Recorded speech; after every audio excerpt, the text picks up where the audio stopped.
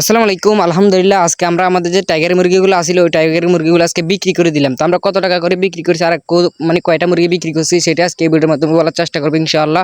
তো এখন আমরা যে মুরগিগুলো আছিল 20 পিস, ওই মুরগিগুলো আমরা খাঁচার মধ্যে ভরে একটা মানে আমরা গাড়িতে উঠিয়ে নিতেছি আমাদের বাড়ির পাশে আর কি বাজারে একটা মানুষ নিবে 12 পিস, সে ফালার জন্য নিবে আর কি 12 পিসের মতন সে শখ করে ফালবে। তো আমার আব্বারা বলছিল, তাই আমি সুন্দর করে দিয়ে দিতেছি।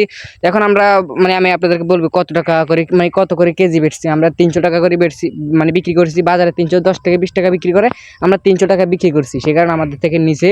আর এগুলা 1-1.5 মাস থেকে ডিম দিবে, সে কারণে আমরা রাখার অনেক ইচ্ছে ছিল, প্রচুর পরিমাণ গরম, সে কারণে বিক্রি করে দিছি।